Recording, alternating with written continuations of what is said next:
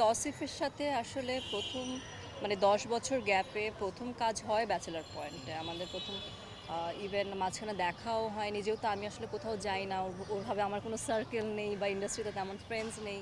আমি ওরকম get together একটু অ্যাভয়েড করি। সো তৌসিফের সাথে আমার মাঝখানে দেখাও হয়নি, তো ওর সাথে আমার প্রথম দেখা, প্রথম কাজ, স্ক্রিন শেয়ার, শুটিং ব্যাচেলার পয়েন্টেই হয়েছে।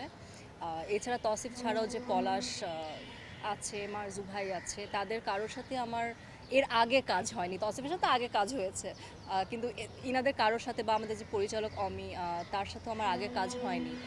তো সবার সাথে মানে এটা পুরো একটা নতুন অ্যাটমসফিয়ার, নতুন টিম আমার জন্য ছিল। তো একদিক দিয়ে যেমন একটু চ্যালেঞ্জিং তো ডেফিনেটলি ছিল, কারণ তারা অনেক দিন ধরে আসলে ব্যাচেলার পয়েন্ট করে আসছে, আর আমি একদম মানে নতুন just entered. But at the same time it was really really fun, মানে ইট ওয়াজ না, ইট ইজ ফান অ্যাকচুয়ালি। আমি যখনই ব্যাচেলার পয়েন্টে শ্যুট করি আমি খুব এনজয় করি, খুব এনজয় করে শ্যুট করি। আর আপনারা দর্শকরা তো আপনারা দেখেন, আপনারা জানেন যে কত মজার সিন হয় অ্যান্ড অল দোজ। তো আমাদের শ্যুট করতেও কিন্তু আমরা ইকুয়ালি মজা করি আসলে।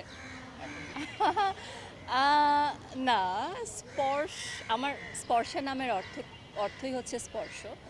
তো আমাকে অনেকেই স্পর্শ বলে আগেও ডাকতো, ওখান থেকেই আমি পিক করেছে যে না, আমরা এই চরিত্রটাকে আসলে স্পর্শাকে আমরা অন্য কোনো নতুন নাম দিব না, আমরা ওর নামটাই দিব, মানে স্পর্শই দিব।